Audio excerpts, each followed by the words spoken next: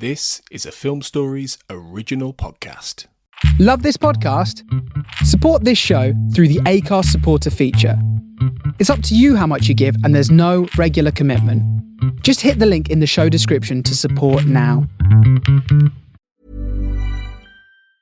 Explaining football to the friend who's just there for the nachos? Hard. Tailgating from home like a pro with snacks and drinks everyone will love? An easy win. And with Instacart helping deliver the snack time MVPs to your door, you're ready for the game in as fast as 30 minutes. So you never miss a play or lose your seat on the couch or have to go head-to-head for the last chicken wing.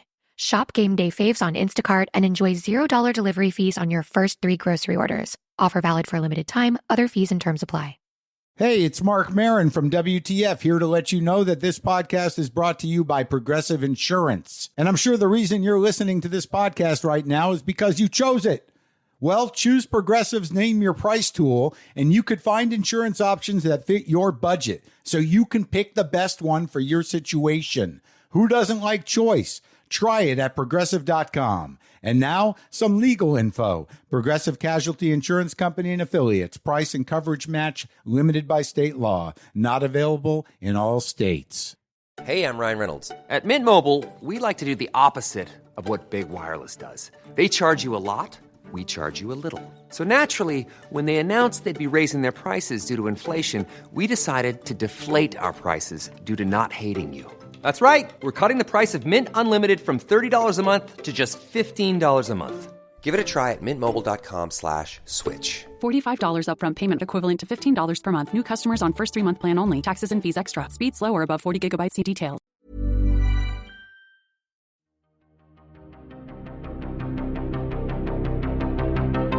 This is Writers on Film, the only podcast dedicated to books on cinema.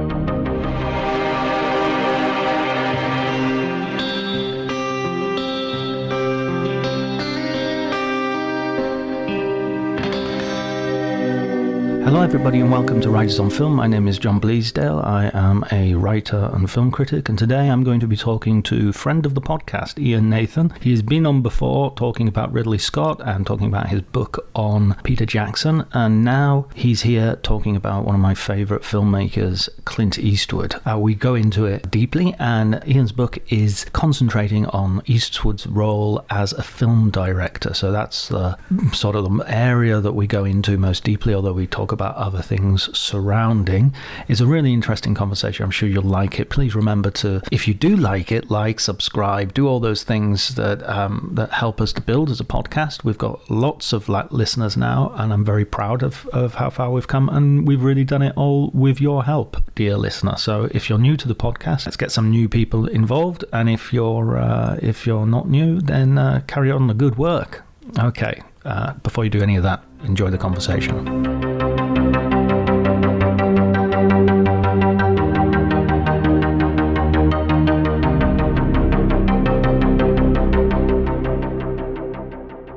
Well, that's kind of where you have to start, is that the nature of the book, as I've written, and as part of that series of books, is that it's him as a filmmaker primarily. So you have to kind of put that in front of the stardom. But of course, that's almost impossible. They are absolutely entwined in who he is and who he is as a director and who he is as a star. They're not really separate things. And I think his favorite leading man, as I say in the book, is Clint Eastwood. And it's a really interesting journey to think of him. What is the point where the world, and certainly Hollywood, stopped conceiving of him as the guy who played Dirty Harry, probably the biggest star of the 70s, and started thinking of him as Hollywood's elder statesman, the great filmmaker who presides in his kind of gentlemanly way over the whole industry. And what does that mean? And also to kind of almost strip that away a bit as well, the kind of august idea of Clint Eastwood icon, and say, well, ask questions like, why wasn't he conceived of as a 70s filmmaker? Why wasn't he one of the brats? I'm sure he wouldn't think of himself in that way, but he was making films like Outlaw Josie Wales and Play Misty for Me, even that were doing similar things, that were playing on similar ideas. But it's about the fact that he was still this huge star, I think, is the reason people didn't view him as seriously, they kind of went, well, he's just the guy, he's the action hero. He's the guy who says nothing on the screen. That kind of weird sort of charismatic minimalism that he uses as a kind of an acting kind of tool was great, and everyone loved it. But it also sort of diminished the view of him, I think, as an artist. And it took almost, I think, to get to Unforgiven before critics and even academics. I think the French got there first, as they always do. Damn them. Yeah. So no, he is, he's vital. And I for me, and again, I put it in the book, I think the comparison you almost make with Eastwood is sort of beyond even Spielberg and Scorsese and Coppola and those people. It's kind of with Steinbeck and Faulkner and the great writers of the American myth, or the great explorers of the American myth, if you want, that looked at the way the country was born and the way it grew up and became. So obviously for Eastwood, that's the Western through all the kind of films he's made to present day. But there's that kind of feeling of his subject is America, and his subject is that landscape of America, in a sense, its vastness and its kind of the way it formed its own mythology. And I think that's what I found fascinating about him right through to now. Even if you watch a film maybe as humble as Cry Macho, the last one he made and starred in, you see his face against a landscape and it's still there. And there's still a sense of him as his kind of great edifice of American culture, that he's one of the most important figures, in American artistic life, because he's inescapable. And he's been there since the late 1950s and remains. I mean, as we speak, he's editing another film. So, he hasn't stopped, and he's well into his 90s. It's interesting, that comparison with the 1970s filmmakers, because it makes me think that one of the major differences might be, and this ties in with the appreciation of the French, that those 70s filmmakers like Friedkin and Coppola and Scorsese, they were all very influenced by the French New Wave. Arthur Penn as well, Bonnie and Clyde was, kind of, actually Francois Truffaut was going to make it at one point, and Godard, I think, had a hand in it. Whereas you don't get that feeling that Eastwood is particularly interested in the French. Not that he's not interested in international film. You make the point of Kurosawa being a big influence on him, but the fact that he's so solidly American means that he's wholeheartedly, there's no inferiority complex there. He's wholeheartedly trying to do something American, and the French love that. They love Howard Hawks. They don't want to see someone trying to be French. Yeah, absolutely. And he worked within the system, and he managed to work within the system at a time when, the old studio order, which he kind of grew up a little bit with when he first got into the business, they were still around. He met Jack Warner, he knew the end of that era, but he carried it on a little bit. He was part of the studio and is part of the studio system. His relationship with Warner Brothers has been like I suppose it's not quite a contractee, but it's very much along the lines of what Howard Hawks had with studios and Hitchcock and the kind of the era of filmmakers that came before. So yes, in that sense, he's more traditional. He's more old-fashioned. He grew up in Northern California, quite an itinerant childhood during the Depression, moving around, slightly Steinbecky. And his father would just take jobs where he could get them to feed the family. And I think that had a huge influence sort of spiritually on the way Eastwood operated as a kind of celebrity and a director, that the work is what matters, and you don't complain, you get on with it, and you don't bring that kind of artistic fuss to what you do. That doesn't mean to say he's any less the artist. It just means to say his attitude wasn't that of a sort of auteur who he doesn't like to talk about himself very much. So I think you're right. I think he's very much an American, but there are sort of odd ingredients that shake it up a bit. His love of jazz music, enormously important to who he is as a person. He is a musician. He wanted to be a jazz pianist. That's what he wanted, but knew he's one of those things, Salieri-like, that he knew he was good enough to know he wasn't good enough to be a great. So he drifted away from it, but has carried on playing, obviously written his own scores. But if you start to look at the way he makes films and the style of his films as director, there's a looseness There's a kind of jazz-like improvisation about what he did. He doesn't stick necessarily to full narrative, laws and rules. He breaks the rules. Very few of his films, naturally fit into the genre you assume them to be. Yes, he makes westerns, and they're obviously westerns, but they're very different from John Wayne's westerns. They're very different from the tradition of what we understand. They're much more ironic and sort of obviously influenced by Leone, but they're much more kind of playing around with the form. Now, I don't think he's the kind of guy who would go, this is what I'm doing. I'm going to break all the rules. I'm going to kind of reinvent the Western. I think he just goes, I want to tell this story. But how he tells that story and why he tells that story is kind of jazz-like. And that has something of that European in it. That has something of that. I'm sure he's watched all the films, and he knows European cinema. I just think he doesn't self-analyze the way that those other 70s filmmakers love to do. And, I've interviewed him a couple of times. And as soon as you get on to meaning and, infer things or imply things in his films, he gets resistant. He's a gentleman and he goes with it. Yeah, he understands Unforgiven's relationship with his career. He knows all that. But he won't really sort of let that go. He won't let you go, oh, yeah, that's, I'm influenced by this. But just go, I like the story. That's, I got on with telling it. That's the Clint way. The obvious European input would be the Sergio Leone westerns, which marked his move from television into cinema, and the sort of the production history of those is in itself kind of really interesting. How he became very famous in Europe before he became famous in the United States because of the Kurosawa legal case against Leone for plagiarism. I love those movies. Yeah. I think the Good, the Bad and the Ugly, well, the Freudian slip if you like, but the Bad and the Ugly is up there with what in my top 10 of films, I think. And the other two are not far behind. Yeah, absolutely. He has a strange relationship with them, or had a strange relationship with them. I think he sort of made his peace with them now because of the way they were written about.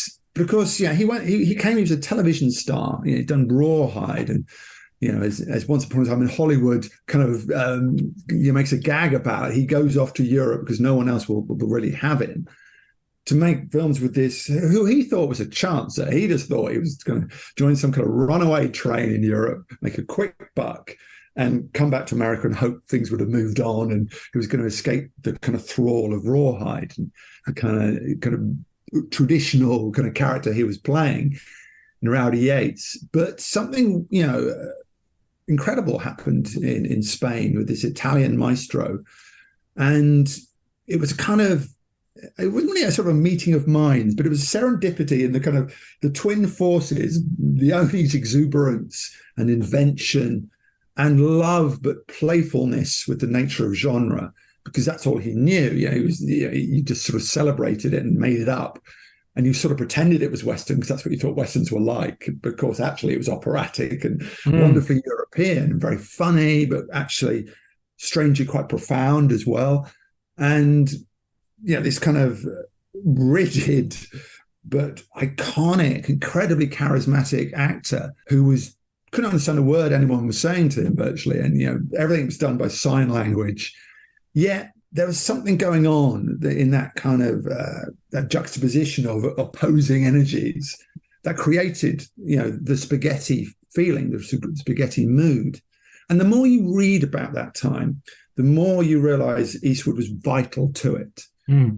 I know it's Leone is the genius, and Leone, and obviously Morricone's input, and all those wonderful, wonderful things. But the costume was Eastwood. He had no money for a costume, so he went out and about in Hollywood and just bought these things. The cheroots, the small cigars, which he hated, they were his own idea. And right, because a lot of that is disputed. I've read Leone claims to have put stuff together, and so there is. I know it's kind of embalmed in mythology now. Sure. A lot of it, and I suppose I came from Eastwood's perspective. But I do think that he started to understand something about those films. He understood his place in them. And he understood their play with the genre And I think he started to enjoy what he could do within it.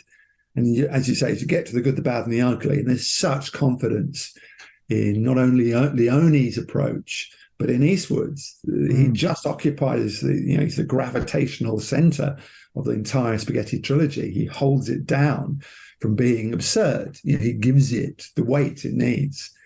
And I'm sure, as he began to direct, and he, famously, Unforgiven was dedicated to both Sergio and Don Siegel. But he really did take a lot of what Leone did on board, especially in the way he did Westerns. The Outlaw Josie Wells, it's not a spaghetti Western. It's not Leone-like, but there's something Leone in it, in its kind of brio and its kind of enjoyment and its sort of the way it hovers on the edge of comedy, but yet has this kind of wonderful sense of orchestration, of spectacle, of landscape. That is something I think he brought back from Leone. I mean, they did fall out. They did. It kind of ended poorly, and Leone wanted him to do Once Upon a Time in the West. Famously, obviously, the role went to Bronson, who was offered. He wanted him to do the main character, Harmonica. He wanted him as Harmonica Man. Yeah, he was essentially written for Eastwood. Right. And Eastwood was done. Yeah, he'd made 3 films. He was now getting wealthy. He saw, that they've been released in America from 1967. MGM had brought them finally, and were finally releasing them, and they took off like a wildfire. And I think at that point, Eastwood said, well, I can do something with this. I can foment my own stardom within the Hollywood system. So it wasn't wholly a snub of Leone. It was a certain sense of his own destiny he was taking control of. But I think Leone took it quite personally, as only Leone could. Yes. And for a long while, there was a kind of silence between them. And it took a number of years, I think, before Eastwood sort of made his peace with his own past, I think. I think it was in the Crest Frayling book, the story that Leone wanted the 3 characters from Good, the Bad, and the Ugly to be the 3 guys waiting at the railway station for Bronson to turn up. And I think maybe that was a suggestion after Eastwood had turned. It probably was a subsequent debate. And Eastwood was like, I'm not going to be shot in the first 5 minutes. No way. It's a wonderful idea, but it's and you can see in Harmonica Man, the way that could have been the Eastwood character. You can see the archetype is maintained, and it's probably a good thing that Once Upon a Time in the West is what it is, and it's glorious as it is. And Eastwood needed to go off and become his own man, but the connective tissue, certainly as Eastwood as a director back to Leone, is enormously strong. And again, it's another thing I think that makes Eastwood so much more than what he's perceived as, and so much more of a 70s kind of director on the quiet, that you watch something like High Plains Drifter, even the lesser ones, and it's a kind of a remarkable journey to watch all his films in one go, virtually.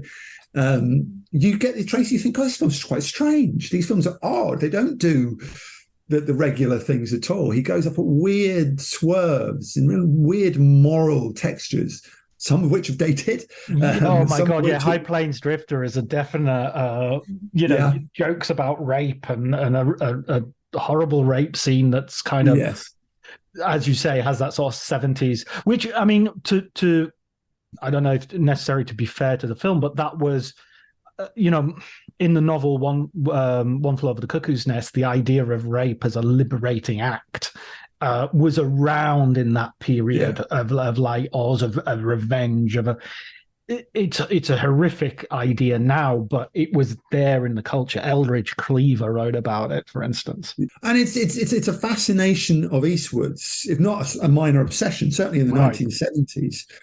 In a kind of very interesting and slightly discomforting way. Rape is continually brought up in his films. Poor Sandra Locke, is attacked frequently in these films, and usually he saves her from a beat, from a rape. But it crops up enough that you become a bit like, well, what is his fascination? And what's kind of contrary to that, and it's really interesting, is that he's one of the few directors to bring in and make very strong female characters, in his films. Although he's always sort of written about and described as, macho, all this kind of machismo, and of course, there's that there, although I'd argue a lot of it is self-parody. The female characters are really strong, right from Play Misty for me onwards, that they're written in very dimensional ways, and he's very interested in them, and he doesn't depict them in obvious, cliched ways. He opens that up. He opens them up to threat. I mean, everything Sondra Locke does in those films becomes more and more fascinating when you realize they're in a relationship. But Right. virtually all of his female characters, I think for the beginning half of his career, probably right through to Million Dollar Baby, including British Madison County, are fully dimensional. He's very interested in women. He's very excited by the idea of portraying women, yet he also has this dark way of looking at them through this kind of prism of, rape, this kind of theme that crops up in his films. It's impossible to know where it comes from, but it was, as you say, in the 70s, there was a kind of weird obsession with that as a kind of a fictional idea. Yeah, I mean, we talked to Molly Haskell a few weeks ago, and she, of course, her 1970s book about women in Hollywood is called From Reverence to Rape, and she very much sees New Hollywood as all these men who are not interested in women other than as victims or I mean, in the case of, say, someone like Sam Peckinpah, delighting to some degree in the victimization of women. I wouldn't put Eastwood in that category. And I'd also say, having brought up Peckinpah, that he's an interesting character because I don't think Eastwood's Westerns are anything like Peckinpah's. I don't think he's got a totally separate strand. I think Peckinpah is much more the disappointed romantic, whereas Eastwood is much more doing something entirely his own. Eastwood is much more, I think, he's much more interested in what it takes. It's this kind of survivalist idea. And again, it comes back to the idea of how was America born? How was it created? What were the birth pangs it had to go through? Civil War, the frontier, the idea in Unforgiven, this kind of central idea about, is Little Bill Daggett, the Gene Hackman character, is he the most civilized character in the film? Because he's trying to build a house, and he's trying to get a town to work, but he's also a psychopath, and these kind of weird contradictions. And his house is falling apart, which is kind of funny, but also precisely the point of the metaphor. You can't build a house and not get your angles right. You have to.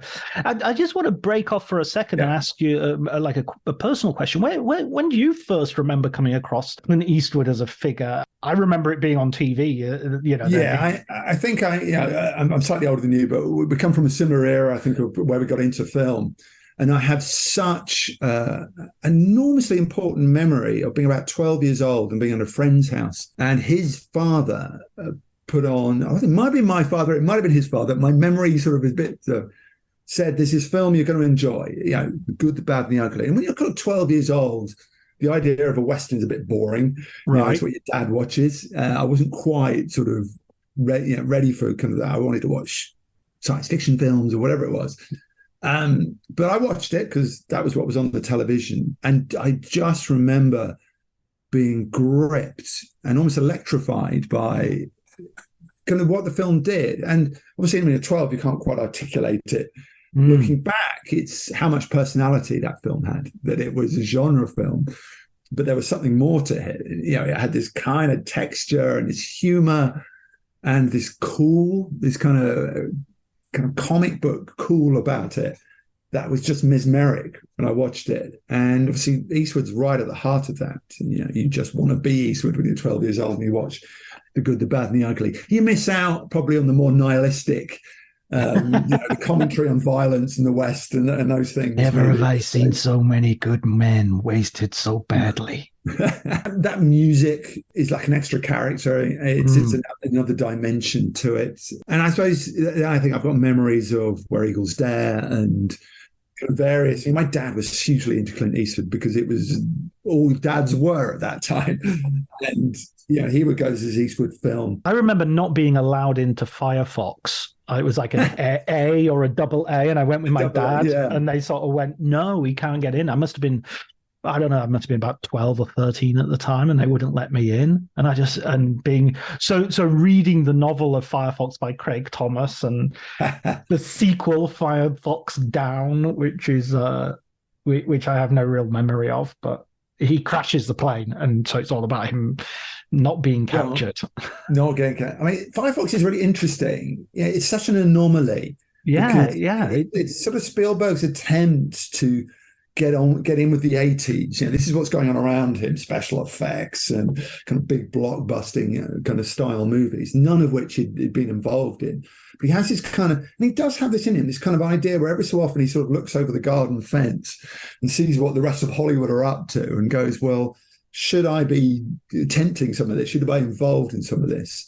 And he sort of slips out, and he gets so bored with the special effects. He gets so fed up with the kind of discipline, that's required for one of those big movies. And if you watch it, it's a really strange beast, Firefox. Half of it's this really dark, kind of Le Carré-esque espionage thriller. But someone gets their face beaten in to replace him. And they have to beat his face in just so that it won't be identified. I remember being really shocked by that at the time.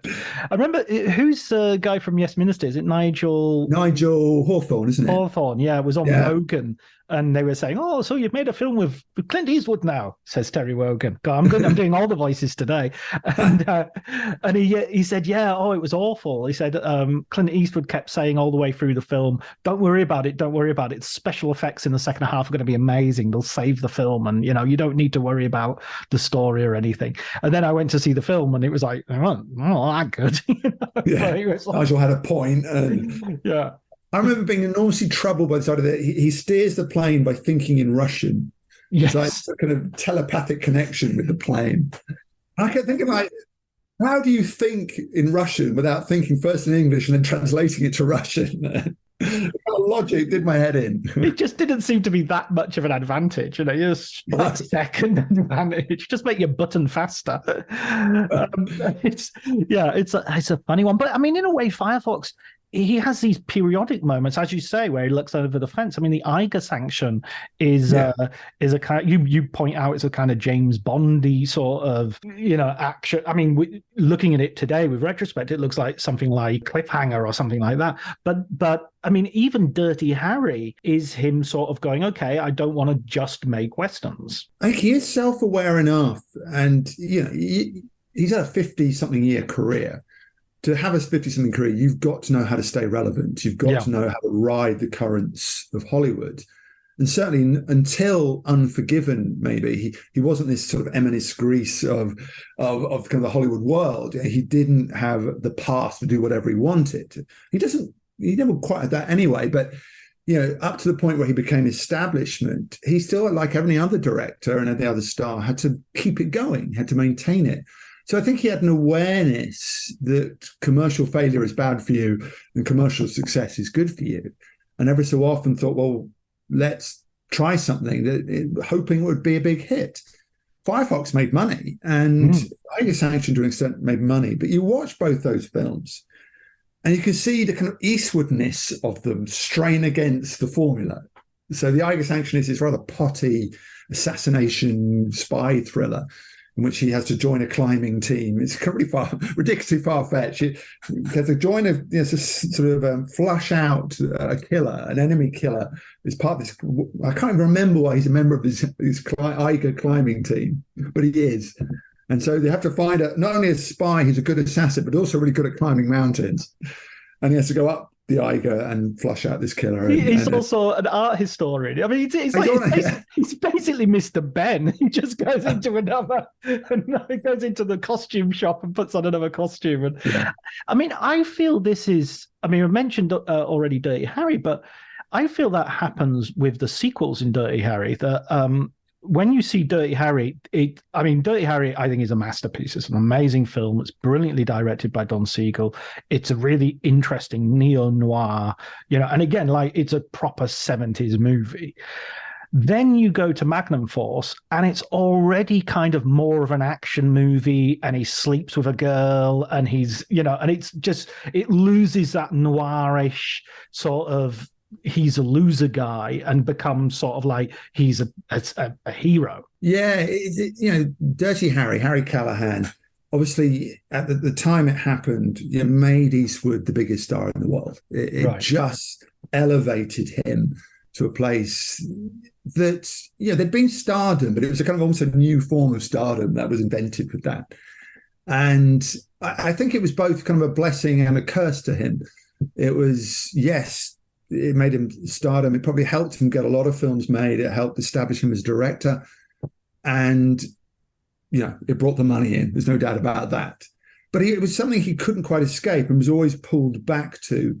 At first, I think because he felt he wanted to make sequels and wanted to explore the character and wanted to explore the phenomenon of Dirty Harry. Kind of what did that mean?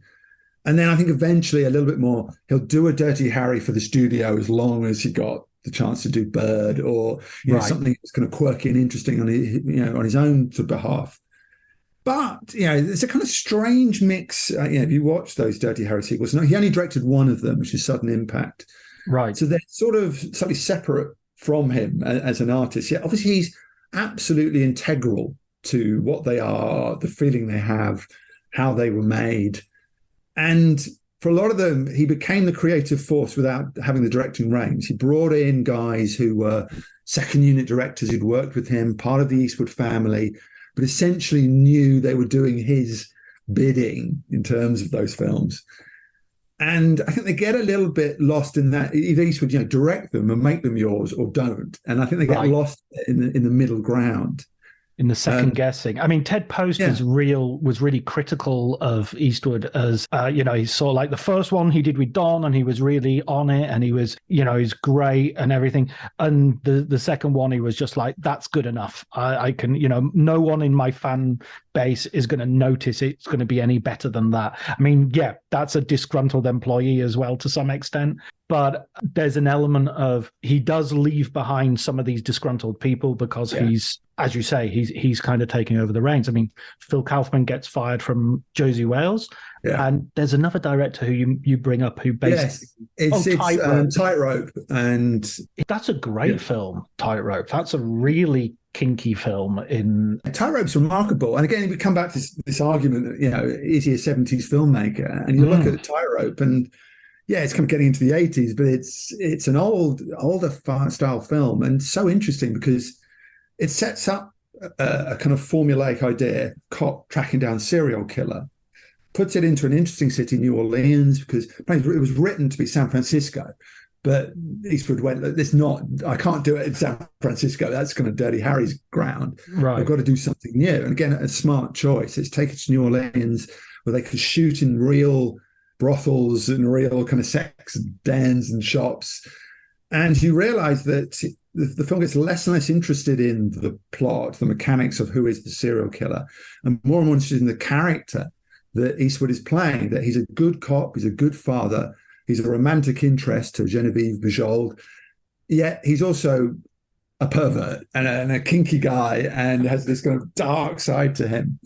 And for Eastwood to sort of let that happen, to let that contradiction come into his character, seems shocking. But there's a bit of Al Pacino's cruising in there as well at one point. I remember. And because it's him, it's almost more unnerving and shocking. The kind of the sweatiness of it all, the grubbiness of it all. Is quite convincing because of his rigid nature that he's not loose like Pacino, who can just kind of throw himself into a world. Eastwood is still Eastwood wherever he is, in terms of the film. But that adds, I think, to Tightrope. It gives it this dimension of, he's just, he's an ordinary guy with this side to him. And of course, being a cop and the case, sort of bringing it out, into the open, that's quite fascinating. And that's so 70s. What is this film about? Well, it's kind of about the case. It's really about just this guy and. Yeah, character study. Yeah. So let's get on to the sort of like the moment where he reinvents himself once more in a way. I mean, although reinvent, it sounds a bit too much like Madonna, but it's almost as if like Hollywood is catching up with him and finding out, oh, actually, this guy's, he's been knocking around for ages, and we still can't quite pin him down. So Bird, I think, is kind of a masterpiece. I think that's amazing. And I have a lot of time for, obviously, Unforgiven is a masterpiece. And then you have, Black Hunter, White Heart. You have all these films around that period, which are just sort of like, I would never have thought Clint Eastwood would be the guy making these movies. And he has a whole bunch of them. Yeah, the traditional sort of way of portraying the Eastwood arc, the Eastwood trajectory is to go, he was Dirty Harry, he was a successful director, he made Westerns, then he makes Unforgiven, and he redefines himself, and he redefines his career, and he sort of redefines Hollywood to a certain extent. I think, as you say, there was Bird, there's Outlaw Josie Wales. This episode is brought to you by Progressive Insurance. Do you ever find yourself playing the budgeting game? Well, with the Name Your Price tool from Progressive, you can find options that fit your budget and potentially lower your bills. Try it at progressive.com. Progressive Casualty Insurance Company and Affiliates. Price and coverage match limited by state law. Not available in all states. My dad works in B2B marketing. He came by my school for career day and said he was a big ROAS man. Then he told everyone how much he loved calculating his return on ad spend. My friends still laugh at me to this day. Not everyone gets B2B, but with LinkedIn, you'll be able to reach people who do. Get a $100 credit on your next ad campaign. Go to linkedin.com/results to claim your credit. That's linkedin.com/results. Terms and conditions apply. LinkedIn, the place to be, to be. There's a lot of those films along the way that the leap to Unforgiven isn't actually as big a leap as you think it is. Right. He was getting there. And because his films were already, you watch Bronco Billy, absolutely, Honky Man, and they're not as assured a piece as Unforgiven, but they're really fascinating studies of flawed men, slightly insane men in their own way, and studies of America and studies of genre and sort of cultural contexts. Bronco Billy is about a modern day Wild Bill kind of showman who is clearly nuts, and the film's kind of nuts. It's Don Quixote in a cowboy hat. Yeah, absolutely. And it's got this wonderful sense. It doesn't quite know what it is. Is it a Western? Is it a comedy? Is it a rom-com? It's just got all these kind of weird parts to it. Don't ultimately completely fit together, but it's a wonderful kind of journey to go on. And Honky Tonk Man is that as well. It's the singing, it's the musical, but it's the kind of self-destruction. He plays this kind of country and Western singer who's got tuberculosis, basically. And so it's an arc towards death. And it's just kind of incredibly dark. So we decided, we think, he's just Dirty Harry. He's just the big, iconic cop or the iconic, cowboy is wrong. And actually, what's made, as you say, we get to Unforgiven, but we've had Bird, which is an incredibly complex story of a jazz musician played by Forrest Whitaker, this kind of incredible saxophonist, who obviously, as a jazz aficionado, Eastwood was fairly obsessed with. That is a kind of incredibly jagged, complicated narrative piece that moves around in time, that sort of it doesn't just tell you a linear biopic. It just does all sorts of complicated things with form. And there's an element of self-portraiture in there, I think, that Eastwood sort of understands something about himself and lets it out just occasionally, that he's got something slightly self-destructive, that if the career had gone another way, he could have been Honky Tonk Man, he could have been Bird, that there's something, he came from a poor background, he struggled. So it's not like he views himself as a kind of deserving soul, that, the great line in Unforgiven, deserve's got nothing to do with it. It's sort of a fascinating sort of bridge of playing around with icons, playing around with this extraordinary idea of showing America for what it is, and his own personal story wrapped into that. And that comes to this extraordinary apotheosis with Unforgiven, which, obviously, as a famous story goes, he was sitting on for 10 years, or nearly 10 years. So he was ready for it. He was old enough for it. And I think that's not just how he looked. I think that's about who he was as a director and an artist, that you've got to know you're ready to tell that story and to tell that piece. But that's, take a little it seriously, like not magnum force. We're going to do 3 or 4 takes if that's what we need, Yeah, and just I also think it's kind of, he doesn't see things retrospectively like we do. He's not reading backwards. So he won't go, oh, yes, I knew Unforgiven was going to be this major statement about my career. I kind of wanted to make it because it was my big thing, closing off a genre, ending an era, starting a new one. I don't think he would ever perceive it like that. Yeah, I think there's a subconscious understanding of the material that, grew into this masterpiece, that he understood that there was a great thematic power in it, and it was intimately related to who he was as a Hollywood person and as an actor and as a director, that if you could throw it all in, something would emerge that was very important. But I remember him doing Pale Rider and thinking, oh, here we go again. Come on, Clint, do something else. And then so when Unforgiven was sort of like trailed, it was like, okay, another. And then you started hearing the buzz and that it was good. Yeah.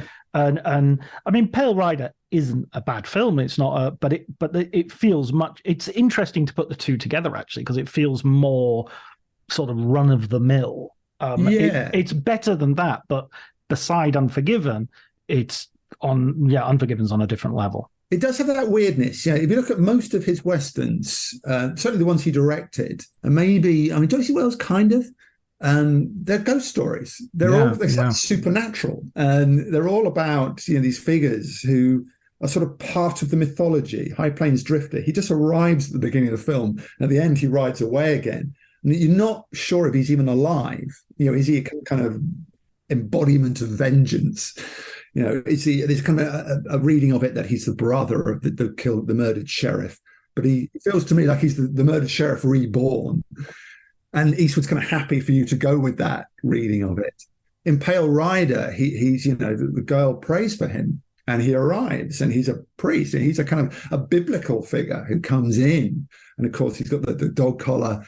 And he's he's the kind of figure of vengeance. And he's got like bullet holes over his heart as well. It's just like, how the hell did he survive that? Exactly.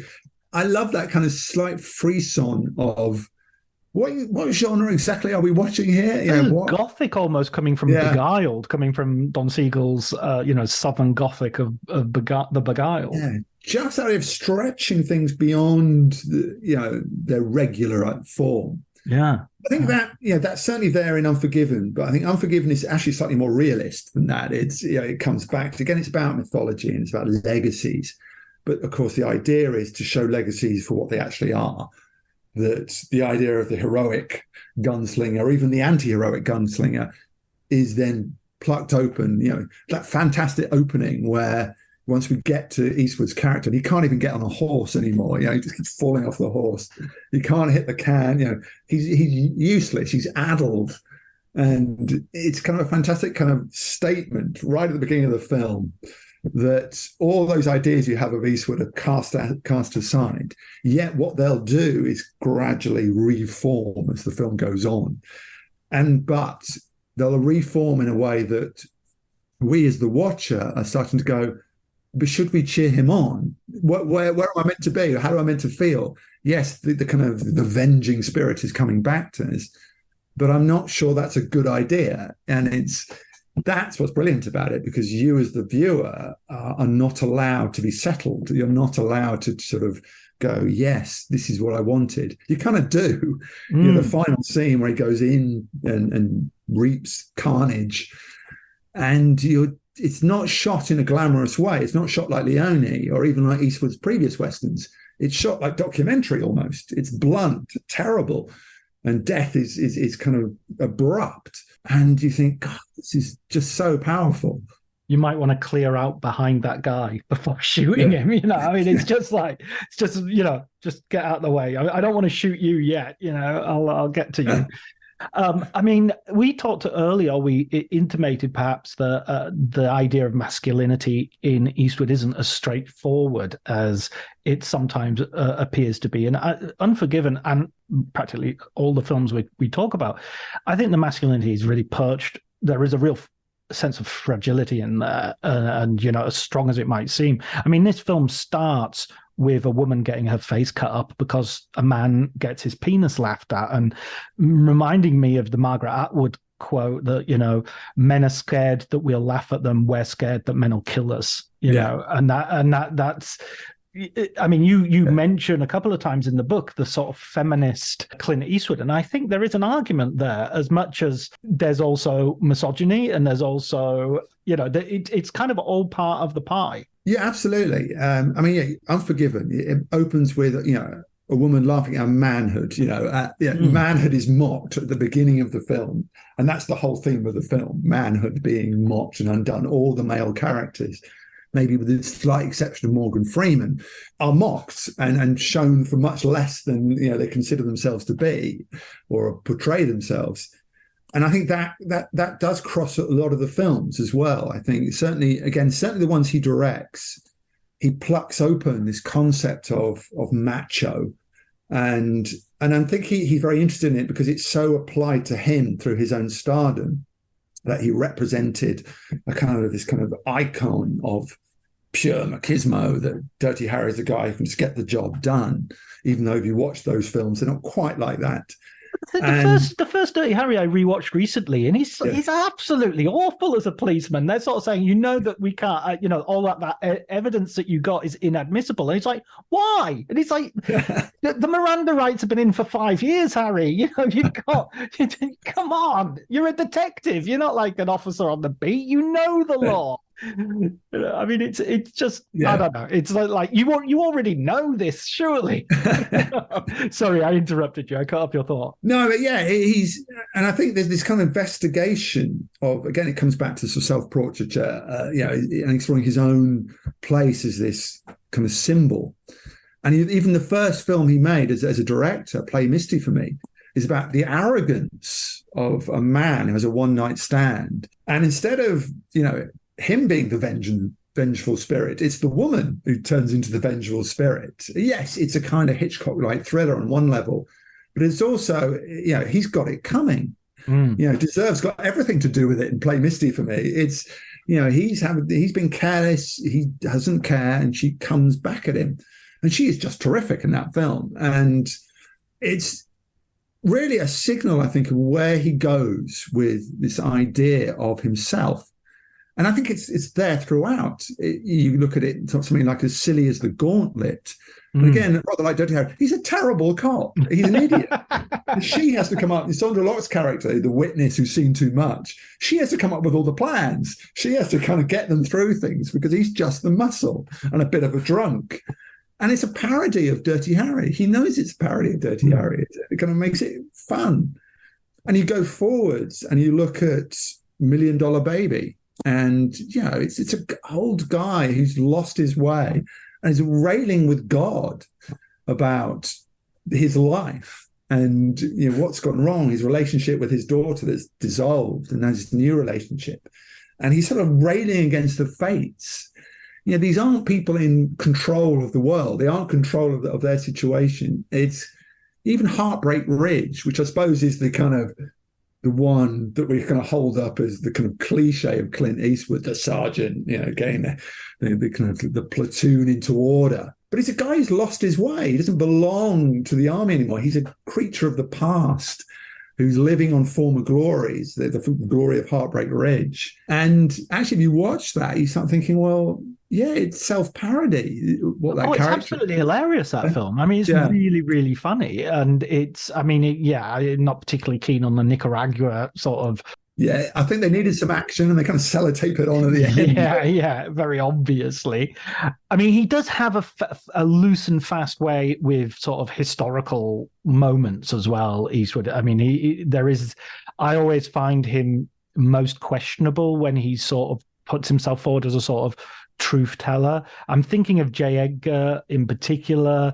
I also think Sully has this thing of like picturing Sully as this, embattled guy who has to, face this inquisition. A huge aircraft lands in a river. they have an inquiry regardless. That's not like that. They're not picking on him. Due process. Exactly. They're not picking on him. They have to find out what's going on. It's what I read about the actual inquiry and how the film deals with it is that it was never for a second in question that he didn't do exactly what was what he did. I mean, they had to go through it and make sure you didn't have a drink or anything. You did this, you did that, you did all the rest of it. But it wasn't, the film invents an antagonist in order to make the protagonist even better than he actually is. It is true. There was a kind of late period, probably over the last, I think I'm looking at some dates here, probably starting around about 2009, 2010, Invictus, where he did Nelson Mandela, J. Edgar, which is a film that's so much less than the sum of its parts. You're like, it should be great, but it's just not. Where he just sort of got caught up with biopics and this idea, I think, of himself as some kind of American historian. And rather than the wonderful kind of mythic work of the early career, or the early directing career, where he's dealing with America in a very interesting and authentic way, but without having to be historical record about things, you get caught up on this fiction fact blurring. And the films don't seem to be as sort of pungent. I quite like Richard Jewell because it's sort of an inside-out hero story, and there's this kind of a theme in certainly in the later work, I think, about what is a hero, and and he sort of prizes that open.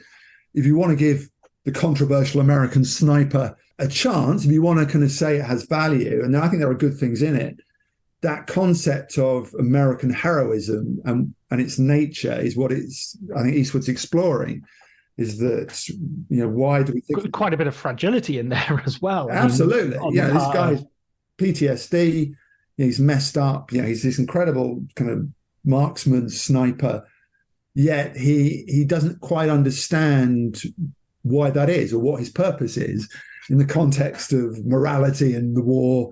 He's fine if he just follows orders. And I think Eastwood actually does throw that open. He does look at him and go, this is kind of a tragedy, isn't it? And I think sometimes this is also partly Hollywood's fault, because I know with American Sniper, the antagonist sniper was the invented thing, and that happened before Eastwood was involved. So it's you can see the writers and producers going, this story doesn't have an antagonist, so we need to make a composite character who can be the antagonist. And it's just like, actually, history is much more interesting if you don't have a clear-cut antagonist-protagonist relationship. But, you do you, Hollywood. I think it was Spielberg's idea, that one, because Spielberg had American Sniper for quite a while. Right. And Flags of Our Fathers. Yeah, so they have this kind of thing where Spielberg starts a project and then Eastwood sort of takes it over. And Flags of Our Fathers is a really interesting example of the same idea, isn't it? It's about guys who are kind of held up as heroes by sort of public relations almost. They go on this Bond tour, and because they're the figures who raise the flag, but they have no idea really why they're there, and they're greatly troubled by this idea that they're heroes. And I think that's kind of a fascination for Eastwood, certainly later on. And that must again be a little bit like him exploring himself, because he would have gone, why do I deserve to be this American icon? Why am I, this arguably one of the most famous people alive? Why am I, the great Hollywood sort of godhead where I can do anything and I sort of rest over it all? I mean, I sort of make the point that he's sort of there to be Hollywood's conscience, certainly over the last 30 years, that as long as Clint's there doing his thing, we can feel all right about being Hollywood, because he brings the respectability and he brings the authority, and we've got him. Look, we're all right because we employ Clint, and that's, he'll just come along and occasionally he'll do an American Sniper that makes $300 million and we're all good. But it is that also that thing that, I think there's a thing in America that we want our liberalism to be really tough. We'll take a lot. So he can be this tough conservative character with this gritty granite face and then talk about assisted suicide in $1 Million Baby in a way that if that was Sean Penn doing it, it would be less acceptable. It would be the front and center of that conversation. J. Edgar can be seen as this sort of, as he was a closeted homosexual. Clint can come in and do that, and he won't get much blowback because, and that's also the ambiguity that we have, that there are so many Twitter profiles and memes with, Walt Kolowski's face, which you just think, and I saw American Sniper before I heard the discourse, and I remember watching it and going, that's a really good war film. The end wasn't great. This bit wasn't good. The baby was a bit weird, but just on a first-time watch, it was I loved the beginning with the training scenes and how that was filmed, and it felt like something new. It felt like if you didn't see Eastwood's name on the titles, you wouldn't necessarily be thinking this is a Clint Eastwood film. And then, of course, you have the discourse, and it's good to talk about films. This is what this podcast is about. But you do sometimes feel that, like, the film has been lost in the wave of argument. I mean, I suppose a lot of that, that kind of blowback, if you want, came from the fact that it became this enormous hit. Yeah.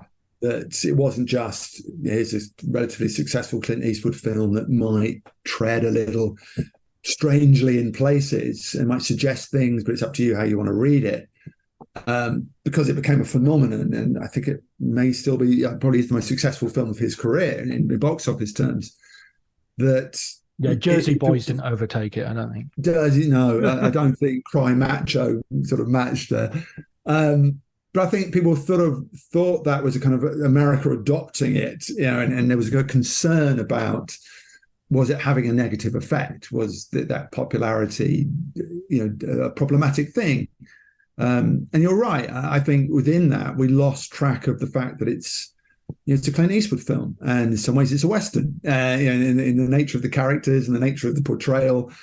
And it's an exploration of a guy who is a decent guy who's in a very strange place and starts to wake up to that. And war has a devastating effect on individuals, and it does portray that. And I think Sienna Miller is absolutely terrific as the wife. There's almost the kind of the prism through which you examine the film is through her eyes, because she's seeing her husband disappear from her. And I think that's quite an honest way of looking at it. There's a love story there as well, Yeah, and there's the textures that Eastwood brings to things, that they're never exactly one thing. They're never kind of straightforwardly one-dimensional at all. I mean, to finish with this sort of reaction, finish a little bit with where we began. I occasionally write for a newspaper in Italy, Il Manifesto, and their favorite filmmaker by far, I think, is Clint Eastwood. And Il Manifesto is historically the newspaper of the Communist Party. so to just sort of, okay, but let me react to that. But they loved American Sniper. They thought it was amazing, the film editor there, and so it just shows that. I mean, to some degree, I would be arguing a little bit with them on that. It's not that good, but you just see how there's so much in there that you can. An Italian ex-communist can see it one way, and right-wing sort of blogosphere American can see it a completely different way, and they're looking at exactly the same thing. Yeah. It comes back really to, you're saying, the central argument. Clint is so much more than Clint Eastwood. He's such a kind of interesting director. And obviously, there's so many films you're dealing with, and it's such a long career. You're going to have many different kind of points of entry and many different arguments to be had. But at the same time, I don't think there's a single film we couldn't debate for the whole of this length. We couldn't pull apart, because he throws enormously interesting things into his films.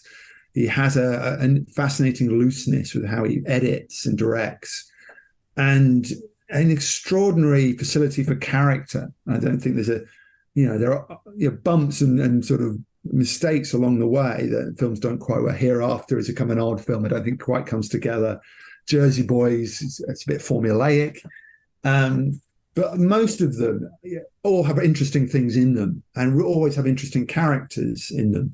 He's so good at character, not just the characters he plays, but all the characters in the films, that they're endlessly fascinating. I mean, the problem with writing the book was, you only have so many words, and you have to deal with certain films, in a couple of paragraphs, where you just want to write a whole chapter on them, because as you watch them again and as you start writing about them, you're like, oh my God, there's so much more to say about this. But you can't. So you have to sort of see things in broader terms, the career movements rather than the specific specificity. But yeah, he's a great subject, but he's a better subject than even that when you start writing about it. Right. You start thinking, because he's so much more than what you expect. Well, I mean, I've had you on 3 times, I think, in total. This would be your third. I'm not sure if you're going to go for the record. What's your next book? Next book, I've got a David Lynch book coming up. Oh, when's that coming? That's coming in about a month. Oh, brilliant. So, I'll have you on again for that. Well, we'll do a David Lynch show, completely different subject. But funnily enough, there are connective things. Both the directors, both are great portrayers of America. Both are great. I was going to ask you that. We've had you on. I've read your Quentin Tarantino book, your Ridley Scott book. I think that was our first episode. We talked about that, and then Peter Jackson, and we talked about that in the second episode. And now we've done Clint Eastwood. And now you're going to do David Lynch. I mean, wow! There's you're doing all the amazing broad swathe of directors. It's also quite terrifying because you get commission, you get publisher, and and suddenly you're sitting there at your desk. And you're going, oh my God, I've got to write about David Lynch. And it's just for a moment you have a kind of panic and like, how can I even get hold of that and try and wrap it into something comprehensible? But then you're like, how can I say something new? There's such good writing out there on David Lynch, probably him more than anyone, I think, in terms of the reading I did. Just fabulous writing on him, really textured and really kind of involved, really mind-boggling. And that was really daunting. It's just as Eastwood was daunting. It was like, how do you get Eastwood, this kind of Mount Rushmore of Hollywood, and you put him into a book and hope it does something, hope it lives, and it's always fear that you begin with, and it kind of excitement, that you're going on a journey, but always fear to begin with. I was thinking of this the other day about like how easy people get distracted when watching movies these days, and I'm party to that as much as anybody else. But I was sort of, we've got to remember, sitting down and giving something 2 hours of your time is kind of a weird thing. I mean, and that now we're film critics or we're, as consumers of media, we're sort of normalizing it. Let's binge watch something. But I remember just going into a cinema was all like, you took a deep breath because it was like, okay, I'm committing myself to if I go to a pub, I can have a drink and come out again, I can sit down. I don't like the food. I'm leaving, but the cinema, you go in and you make that commitment. It's we have to get back to how weird that is in the first place. Yeah. And increasingly I realize how important and sort of how disciplined it is. Yes. That when I'm in a cinema, I'm kind of, I don't get my phone out and the lights go down and I'm no longer in the room I'm in the film. I'm transported wherever this film will take me. Yeah. And I must commit to it. I've walked out of 2 films in my life, I think, for various reasons. I don't feel I should ever walk out of a film no matter how bad it is. I'm going to see it through to the end. And I think you just have a kind of intimacy with that film when you're in a cinema that's totally different from anywhere else. And I would love to be able to. It's impossible that when you start one of these books to be able to have a cinema and just go and watch them all in a row. With Eastwood, that might be quite difficult because there's 45 films. But good God, just to be in that room with them. And I try as much as I can to kind of close off the world, but it's so hard. You're right. But I mean, writing about Malick, there's only it's the first 2 films I hadn't seen on the big screen until recently, and I got to see Days of Heaven on the big screen because they did a new version, and that was an experience. But I haven't seen Badlands on the big screen ever, and that's always feels sad. But it's You just think, oh gosh, should be seeing it in that right sound, the right picture, the right feeling. You should be going to watch The Gauntlet in a cinema in the 1970s with this sort of sticky carpet and sort of horrible, uncomfortable seat. You should see Dirty Harry sitting next to Mark Ruffalo, and he'll come out and say, what happened to the Zodiac Killer? They shoot him in this one. Brilliant, Ian. Could I ask you for a recommended book? I mean, do you have time to read books when you're writing so many? I do. It's kind of like when you're in the world of the book you're writing, there's a danger if you read, not only read outside of the subject, you read someone really good, and then you're just like, damn you, you're just really good, and you have to kind of confidence, crisis of confidence, all those things. But I am keeping up. I loved Sam Wasson's book on Chinatown, The Big Goodbye. I think I tweeted about the fact I loved it so much it made me angry. I hate it. I hate you because this is brilliant. And he's doing the Zoetrope one. Which I can't wait to read, but I know it will drive me insane. Having written about Coppola, I know he'll write a wonderful, wonderful book. And I do find them inspiring. I do. I loved Dana Stevens' book on Buster Keaton. Cameraman, and I think I've come to the realization that there is only one genius in the history of film, and that's Buster Keaton. You could talk about Kubrick and Spielberg and Chaplin. No, there's only one genius, and that's Buster Keaton, because he didn't understand why he was so brilliant. It was just instinct, and that's sort of the nature of genius. So I really enjoyed that. And so I do try and I'm reading Ian Penman's book on Fassbinder at the moment, which is completely different. Right. It's quite philosophical, and it's sort of written in a kind of a numbered format, like a long list, but a great sort of opening up of a world I don't know a huge amount about, that sort of post-war sort of neo-German cinema, Fassbinder and Werner Herzog, the early years. I love Wim Wenders, especially the early career of Wim Wenders. It's kind of wonderful about that world, but also the craziness of what Fassbinder represented, and so it's always a learning curve for me. I know you probably feel the same. I'm learning my craft. I will always be learning my craft. And I want to read others because they show you how it can be done. And you get a bit angry and a bit upset because they're so good. But hopefully you learn from them, and your next book sort of benefits from it.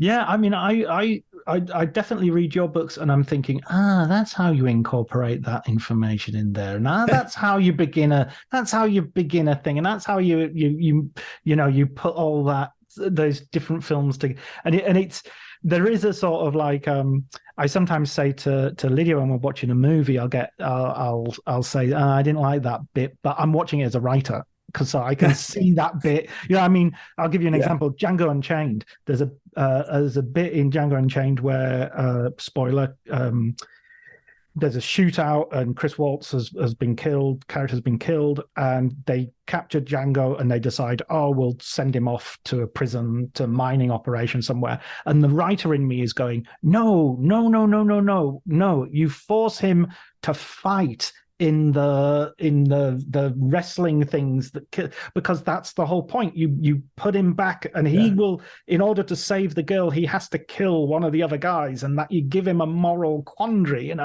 that's your ending, So I can't watch that film without thinking, you missed a trick, man. You're supposed to be a writer, Tarantino. What's this bullshit about mining? He wasn't going around mines earlier. Why do you suddenly bring that in? Oh, I know. Yeah, you curse. Once you start doing what we do, you can never fully stop sitting there watching a film start to write a piece in your head. You can't escape it. No matter what you could be watching Paw Patrol, and you'll be starting to come up with something. This is Magnificent Ambersons. Absolutely. Well, it's been a joy talking to you, Ian, as ever, and I can't wait to read your Lynch book. That's going to be great. Yeah, no, it'll be great. I mean, it's a different discussion, it's a different debate, but it's a fascinating world. A little bit of a deep breath that was, but you imagine from Eastwood to Lynch. I can't wait to hear how they're connected as well. Take care, man. Cool. All right, cheers, mate.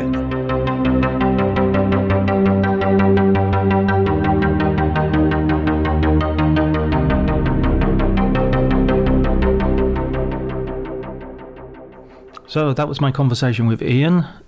We had a great wide-ranging talk. I mean, it was Clint Eastwood, but it was a lot of other things as well. It was sort of kind of going back into a history of Hollywood once more through these figures, through these monumental figures in the case of Clint Eastwood. I hope you enjoyed it. Next week, we're going to be looking at a single film, courtesy of author Dimitrios Mateo, Mean Streets, Martin Scorsese's breakthrough hit from 1973. Until then, take care.